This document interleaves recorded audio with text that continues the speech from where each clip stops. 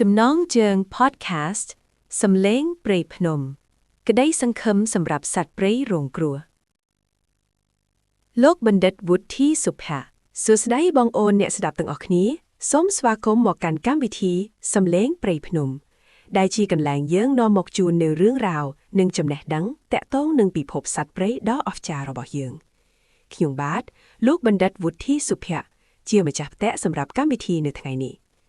ថ្ងៃនេះយើងនឹងលើកយកប្រធានបទមួយដ៏សំខាន់និងបន្ទាន់មកជជែកគ្នាដែលជាក្តីបារម្ភរបស់ខ្ញុំផ្ទាល់អស់រយៈពេលជាង3ទសវត្សរ៍នៅមុខហើយគឺសត្វព្រៃដែលកំពុងប្រឈមនឹងការផុតពូជស្ថានភាពនេះមិនត្រឹមតែជាឥទ្ធិពលដល់ប្រទេសកម្ពុជាទេតែវាជាបញ្ហាសកល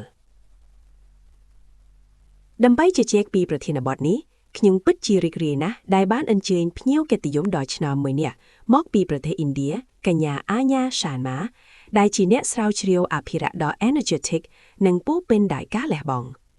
កញ្ញាអាញាកំពុងធ្វើការយ៉ាងជិតស្និទ្ធជាមួយសហគមន៍មូលដ្ឋាននិងឆ្មាំឧទ្យានដើម្បីតាមដានចំនួនដំរីនិងកាត់បន្ថយជម្លោះរវាងមនុស្សនិងដំរីដែលជាផ្នែកសំខាន់មួយនៃផែនការការពារដំរីអាស៊ីកញ្ញាផ្ដោតសំខាន់លើការប្រើប្រាស់បច្ចេកទេសទំនើបការធ្វើការជិតស្និទ្ធជាមួយសហគមន៍មូលដ្ឋានដើម្បីតាមដានចំនួនដំរីនិងកាត់បន្ថយជម្លោះរវាងមនុស្សនិងដំរីដែលជាផ្នែកសំខាន់មួយនៃផែនការការពារដំរីអាស៊ីសួស្តីកញ្ញាអាញាសូមស្វាគមន៍មកកាន់សំឡេងព្រៃភ្នំជំរាបសួរបណ្ឌិតសុផា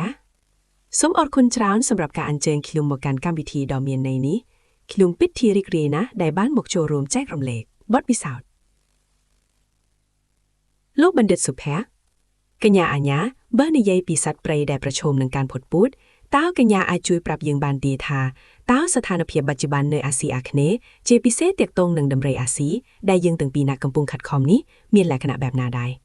តើអ្វីជាកត្តាជំរុញដ៏ធំបំផុតដែលធ្វើឲ្យសត្វទាំងនេះបាត់បង់ទៅបាទបណ្ឌិតស្ថានភាពពិតជាគួរឲ្យបារម្ភណាស់នៅអាស៊ីអាគ្នេយ៍ជាពិសេសនៅតំបន់ដែលខ្ញុំធ្វើការរួមទាំងកម្ពុជាផងដែរចំនួនសត្វព្រៃជាច្រើនប្រភេទកំពុងថយចុះយ៉ាងគំហុកសម្រាប់ដំរីអាស៊ីដែលជាប្រភេទសត្វសំខាន់បំផុតមួយចំនួនបានបាត់បង់ជាង 50% នៃចំនួនរបស់វារួចទៅហើយក្នុងរយៈពេល3ចំនួនចុងក្រោយនេះ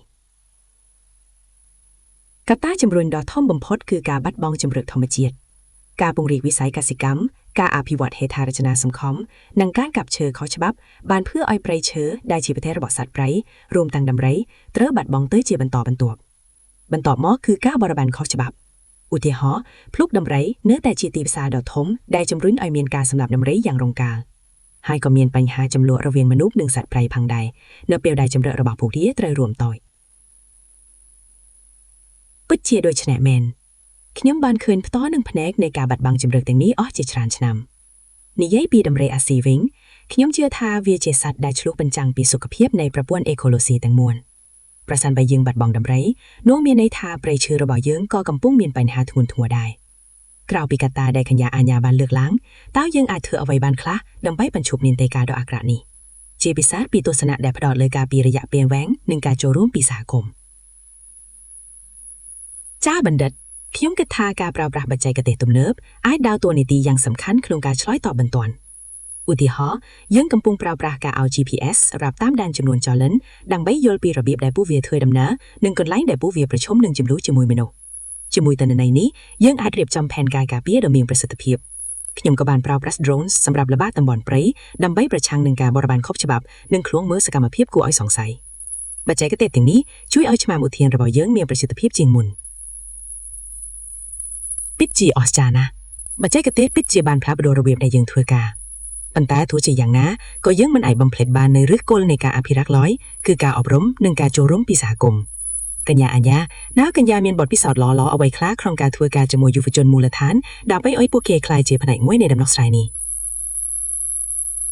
ពិតជាមានមែនបណ្ឌិតខ្ញុំជឿថាយុវជនជាក្តីសង្ឃឹមរបស់យើងសម្រាប់អនាគតខ្ញុំបានរៀបចំកម្មវិធីបណ្ដុះបណ្ដាលនិងសិក្ខាសាលាជាច្រើនសម្រាប់កុមារនិងយុវជននៅភូមិជុំវិញតំបន់អភិរក្សយើងបង្រៀនពួកគេអំពីសារៈសំខាន់នៃសត្វព្រៃប្រព័ន្ធអេកូឡូស៊ីនិងរបៀបនៃជីវិតរបស់ពួកគេជាប់ជាមួយធម្មជាតិ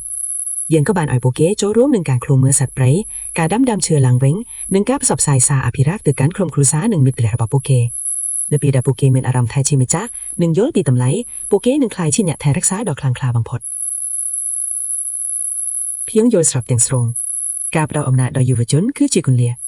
สำหรับเคียงเราปีกายกาเปียเพลียมหนึ่งการอบรมหนึ่งมูลฐานยังก็เตยแต่กึดกูปีโกนโยบายหนึ่งกิจสหปฏิบัติการฉลองแดนพร้อมใดอุทิหอสำหรับแผนการกาเปียดำเรอาซียังตรือถือการจมวยประเทศจิตค้างดำไว้เทเนียทาจำเริญระบาปูเวียมันเตรือบานการผดัดโดยพรมแดนหนึ่งทาบอดละเมิดสัตว์เปรย์ด้วยจีการจูนดอกพลุกดำเรเตรือบานบังคับเที่ยงสังวัคผลิตกรรมการถือเอาฉบับมีประสิทธิภาพหนึ่งการอนุวัตฉบับโดยตำราเพียบก็จีกตาจำมัดพองใดจ้าบันเด็ดกูนโยบายเรื่องม้อมหนึ่งการอนุวัตเจแสดงคือมันอาจชอบานลอยเมื่ออย่างวิงเตียดเดะต้องหนึ่งจุ่มรู้ระเวียงมนุษย์หนึ่งดำรีเด็กยังบานเลือกล้างยันเกาะบานเราเคยนำนอสไลมูจำนวนโดยเชี่ยการดำน้ำแดดดำรีมันช่วยเช็ดในจุ่มวิงภูมิการปราระบงอากานิสได้โดยปิลูประอาทิตย์หรือสมบูรณ์แต่การปราประปวนจุนดำเนินชิมุนในเปลือกดำรีจุนหมอกเจ็ดการฟดอดำนอสไลเจ็กแสดงถึงนี้ช่วยอ้อยสากลมอารุเนยจมวยดำรีบานดอยสวัสดิเพียบให้กัดบรรทอยการสังซึกตะเลยดำรีนี้จีจุ่มลึกสำคัญนะกัญญาอาญา